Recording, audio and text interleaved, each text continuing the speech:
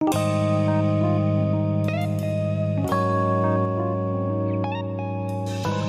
udah kedengar semuanya ya. Semuanya, Terdengar. bismillahirrahmanirrahim. Assalamualaikum warahmatullahi wabarakatuh. Waalaikumsalam. Waalaikumsalam warahmatullahi wabarakatuh. Selamat pagi. Alhamdulillah kita bisa ketemu di sini ya. Alhamdulillahirrahmanirrahim. Wassalatu wassalamu ala asyrofil anbiya'i wal mursalin wa ala alihi washabihi ajma'in amma ba'du. Terima kasih kami dari kelompok pertama mata kuliah keadvokatan. Kami di sini akan menjelaskan mengenai sejarah dan perkembangan advokat di Indonesia. Kami dari kelompok 1 yang terdiri dari Rizky Pratama Putra, saya sendiri sebagai moderator serta pemateri, lalu ada Ayasha Pramesti Anissa Putri sebagai pemateri, lalu ada Ike Mayasari sebagai pemateri juga, dan yang terakhir ada Nabila Citra Kania sebagai pemateri juga. Langsung saja kita mengarah yang pertama, yaitu sejarah munculnya profesi advokat di Indonesia. Kepada Saudari Ike Mayasari kami persilahkan. Terima kasih Mas Moderator atas waktunya. Baik, di sini saya Ike Mayasari dari kelompok 1 akan sedikit mengulas mengenai sejarah munculnya profesi advokat di Indonesia. Istilah advokat sebenarnya sudah ada sejak zaman Romawi, di mana profesi tersebut disebut dengan officium nobile atau officium nobile atau profesi yang mulia. Mengapa demikian? Sebab sebelumnya orientasi bangsa Romawi kepada advokat itu untuk memberi bantuan hukum sebesar-besarnya terhadap orang miskin dengan tujuan untuk mendapat pengaruh di masyarakat. Namun, pada pertengahan zaman Romawi, di mana pemberian bantuan hukum itu sudah mulai terkontaminasi dengan ajaran-ajaran di gereja, maka pemberian bantuan hukum didorong oleh motivasi untuk berlomba-lomba memberikan sesuatu dalam bentuk membantu si miskin. Dengan itu pula, tumbuhlah nilai-nilai kemuliaan atau nobility dan kesatriaan yang sangat diagungkan.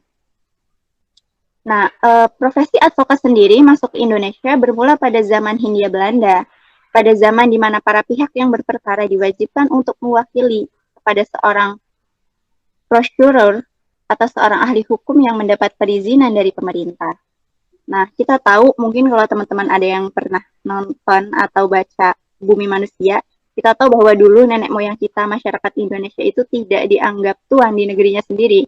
Begitupun dengan profesi advokat. Profesi advokat untuk menjadi advokat itu dulu pribumi sangat sulit. Karena hukum dari Hindia Belanda sendiri menghendaki bahwasanya orang-orang Eropa, orang-orang berkulit putih itu kedudukannya lebih tinggi daripada kita. Nah, kemudian kewajiban ini pun tertuang dalam pasal 106 Reglement of the Burgerlijk. Zaman ini pula dikenal dengan adanya dua sistem peradilan. Yang pertama, hierarki peradilan untuk orang-orang Eropa yang dipersamakan, dan kedua, hierarki peradilan untuk orang-orang pribumi atau masyarakat Indonesia asli yang dipersamakan.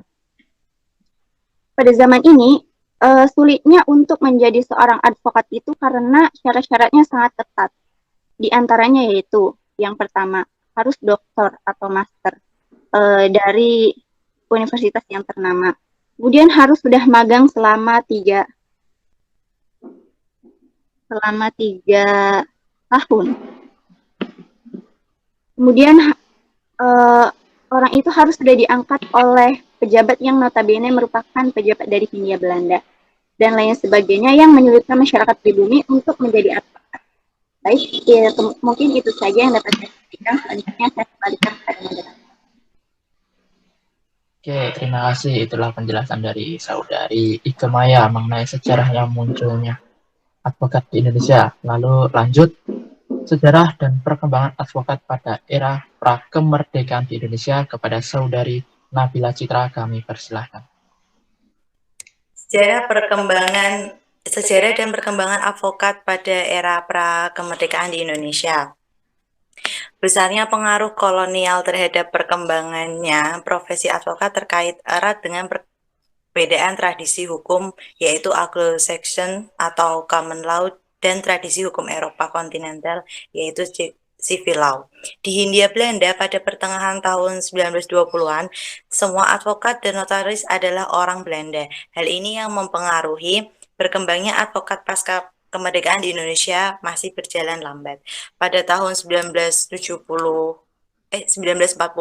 terdapat hampir 300 orang Indonesia asli menjadi ahli hukum sampai pada pendudukan Jepang. Para advokat Indonesia angkatan pertama menetap di Belanda sebagai advokat. Salah seorang tokoh yang mendorong perkembangan advokat Indonesia adalah Mr. Besar Marto Kusumo. Berkantor di Tegal dan Semarang, transplantasi sistem peradilan barat tidak otomatis mengintrodusir fungsi advokat. Pemerintah Hindia Belanda sengaja memberlakukan HIR, padahal kalangan pribumi tidak mengenal fungsi advokat.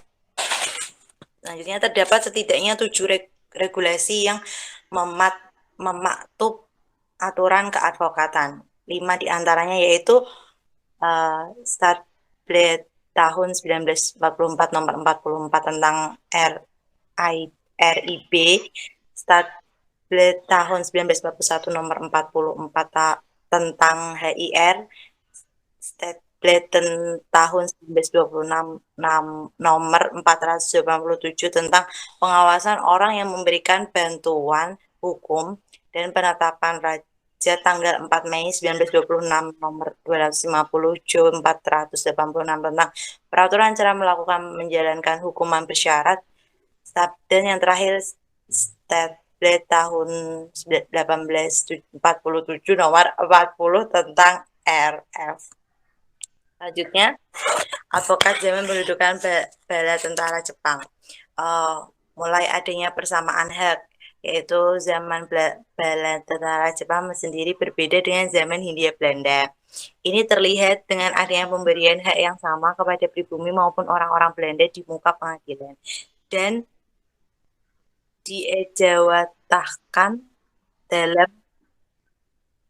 Undang-Undang nomor 1 tanggal 7 Maret 1942 untuk Jawa Madura yang dilakukan Jepang yang bernama Daimon.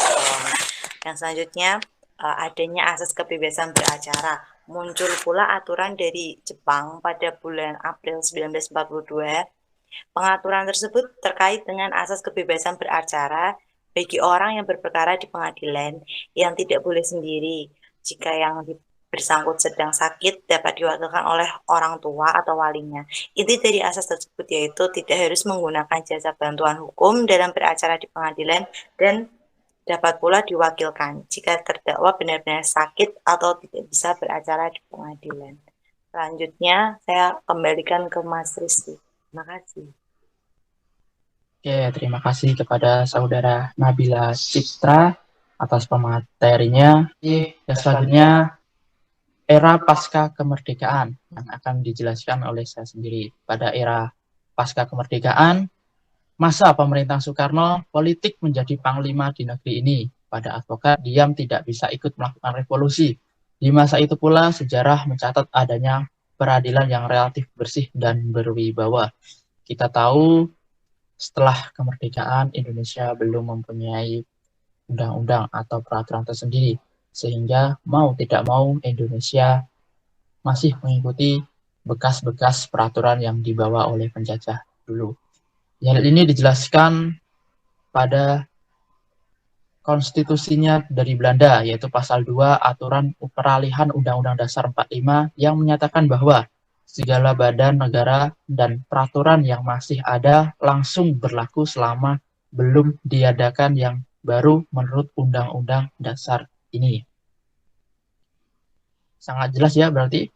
Lalu pada masa demokrasi terpimpin, eksistensi pengacara dalam sistem hukum di Indonesia jelas dipengaruhi oleh ideologi kolonial yang memperkecil ruang gerak bagi pembangunan pengacara Indonesia.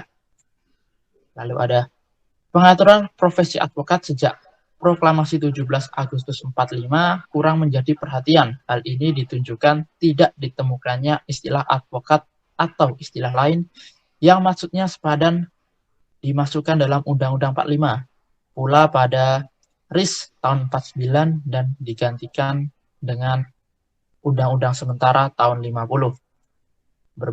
Setelah itu, berbagai organisasi yang menaungi para advokat, Bali Fund Advokat pun banyak berdiri, termasuk Persatuan Advokat di Indonesia atau Pradin yang didirikan pada tahun 1963. Itu yang dapat saya sampaikan dari era pasca kemerdekaan, lalu lanjut sejarah dan perkembangan advokat pada era Orde Baru di Indonesia yang akan dijelaskan oleh Saudari Ayasya Pramesti. Kami persilahkan. Baik, terima kasih. Saya Ayasya Pramesti akan menjelaskan tentang sejarah dan perkembangan advokat pada era Orde Baru di Indonesia. Zaman Orde Baru dimulai ketika keluarnya Surat Perintah 11 Maret atau Super Semar tahun 1966 oleh Presiden Soekarno kepada Soeharto. Pada masa itu, Pradin tahun 1969 mulai memperkenalkan naskah RUU Profesi Advokat. Namun, pemerintah dan DPR tidak kunjung memberi jawaban perihal RUU ini dan justru mengamanatkan fungsi advokat ke dalam Kitab Undang-Undang Hukum Acara Pidana atau KUHAP dalam Undang-Undang Nomor 8 Tahun 1981. Di dalamnya memuat banyak hal, diantaranya dari hak advokat atau penasehat hukum untuk menghubungi tersangka sejak saat ditangkap atau ditahan pada semua tingkat pemeriksaan, sampai hak untuk mengirimkan dan menerima surat dari tersangka setiap kali dikehendaki. Tata cara pengawasan terhadap advokat sendiri kemudian dirinci dalam Undang-Undang Nomor 2 Tahun 1986 tentang Peradilan Umum. Materi pengaturannya diperluas hingga ke tingkat penindakan, dengan melibatkan para ketua pengadilan negeri yang melaksanakan pengawasan secara operasional. Berbagai aturan yang lahir setelahnya tidak berdampak signifikan bagi kebutuhan advokat. Terdapat beberapa ketentuan yang mengisyaratkan pengakuan terhadap profesi ini, antara lain 1. Undang-Undang Nomor 20 Tahun 1947 tentang Peradilan Ulangan untuk Jawa dan Madura. Yang kedua, Undang-Undang Nomor 1 Tahun 1950 tentang Mahkamah Agung.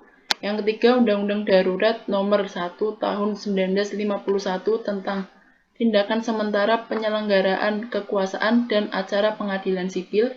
Yang keempat, Undang-Undang Nomor 19 Tahun 1964 tentang Pokok Kekuasaan Kehakiman yang kemudian diganti dengan Undang-Undang Nomor 14 Tahun 1970.